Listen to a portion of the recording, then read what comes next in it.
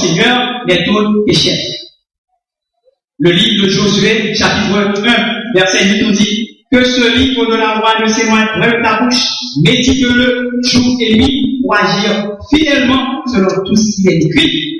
Ah, c'est alors que tu auras du succès dans tes entreprises, c'est alors que tu réussiras. Donc la parole de Dieu nous dit que nos enfants auront du succès quand ils rumineront la parole de Dieu. Ce matin, cher papa, que l'on fête chez vous, que l'on vous fête chez vous ou pas, que vous soyez considérés ou pas, vous n'avez pas à vous plaindre. Vous devez savoir que c'est une bénédiction d'être père de famille. Et comme toute bénédiction est accompagnée de responsabilités, vous avez pour devoir de répondre à vos responsabilités et de l'être fiers.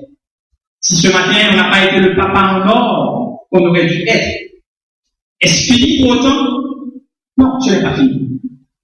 Nous allons nous donner une nouvelle chance. Et je demande à chaque épouse ce matin, à chaque enfant ce matin, de donner une nouvelle chance au papa. Nous avons affaire à un Dieu qui relève, à un Dieu qui donne toujours la chance de faire toutes choses nouvelles, et un Dieu qui donne toujours une nouvelle chance.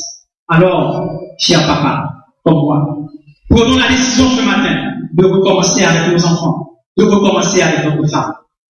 Et vous enfants qui m'écoutez, sachez que votre père est votre père.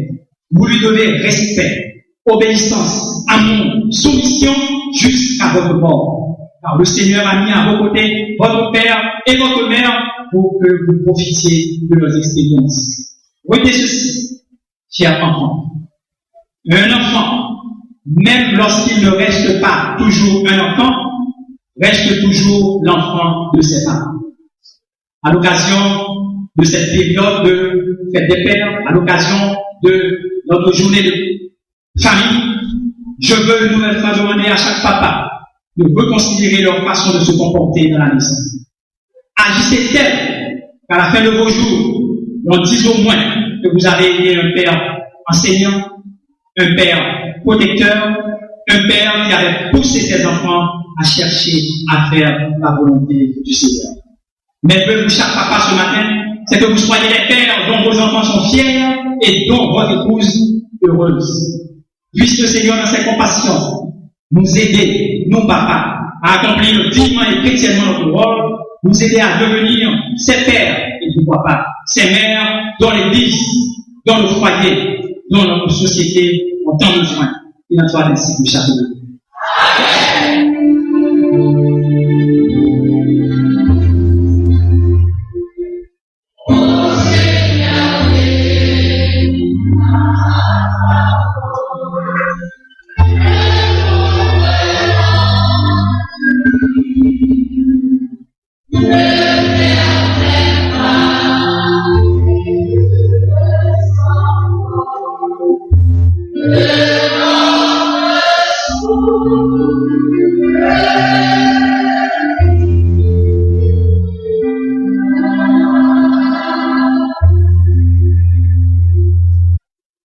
Par le Saint-Esprit, nous avions le bon dépôt de la parole entendue ce matin, et en particulier que nous soyons des papas enseignants, des papas protecteurs, mais aussi des papas qui poussent leurs enfants à accomplir la volonté du Seigneur.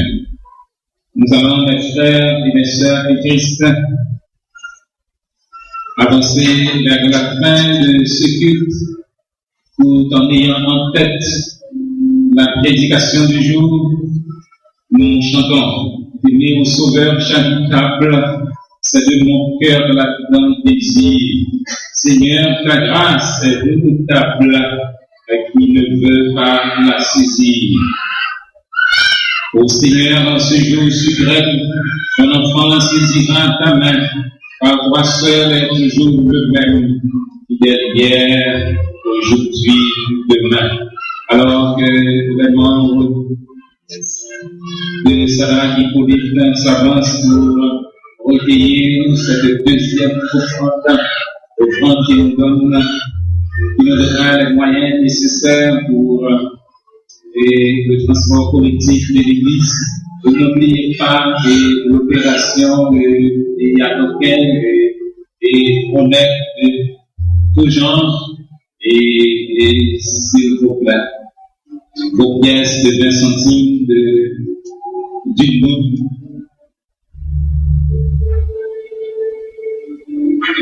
Merci.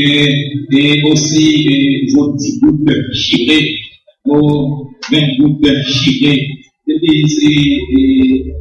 Depuis c'est ça qui pas bon, ou bien on va canceller ensemble avec les côtés non bien moyen pour que nous capables et utiliser ces problèmes que nous ayons ce moyen nécessaire. Capitaine sur l'espérance et en française correspondant au 75 sur les ailes de la foi et pratique populaire de numéro 212.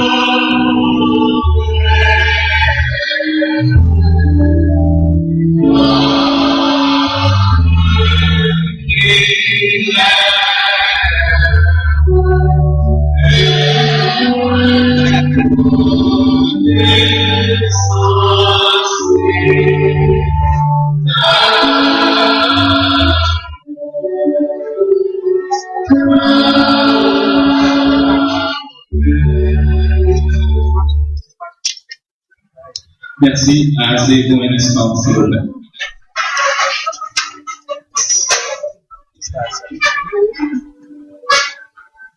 Vous pouvez faire un demi-cercle ici.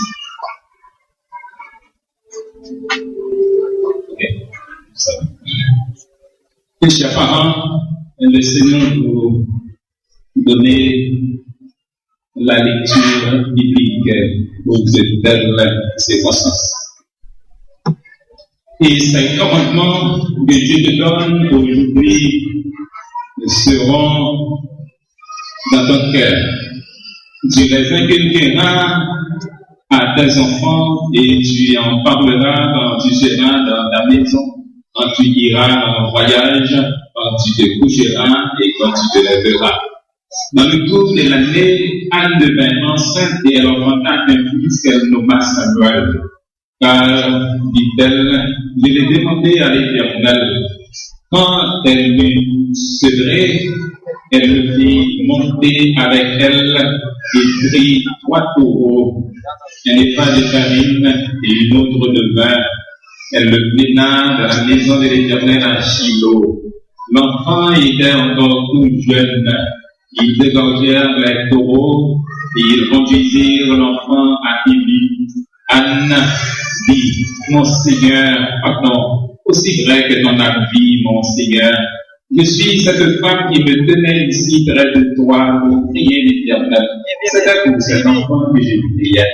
Et l'Éternel a exaucé la prière que je lui adressais. Aussi, je veux le prêter à l'Éternel. Il sera toute sa vie prêté à l'Éternel. Et ils se présentèrent là, prosternèrent là devant l'Éternel. Et le jeune Samuel continuait à grandir, et il était agréable à l'Éternel que aux hommes. Instruit l'enfant selon la voie qu'il doit suivre, et quand il sera vieux, il ne s'en détournera pas. Le 8e jour, auquel l'enfant devait être circoncis étant arrivé, on lui donna le nom de Jésus, nom qu'avait indiqué l'ange avant qu'il fût conçu dans le sein de sa mère. Et quand les jours de leur purification furent accomplis, selon la loi de Moïse, Joseph et Marie le portèrent à Jérusalem pour le présenter au Seigneur. Et voici, il y avait à Jérusalem un homme appelé Siméon. Cet homme était juste et pieux et attendait la consolation d'Israël. Et l'Esprit Saint était sur lui. Il le reçut dans ses bras, bénit Dieu et dit, maintenant, Seigneur, tu laisses ton serviteur s'en aller en paix, selon ta parole, car mes yeux ont vu ton salut. Son père et sa mère étaient dans l'admiration des choses qu'on disait de lui. Or, l'enfant croissait et se fortifiait. Il était rempli de sagesse et la grâce de Dieu était sur lui.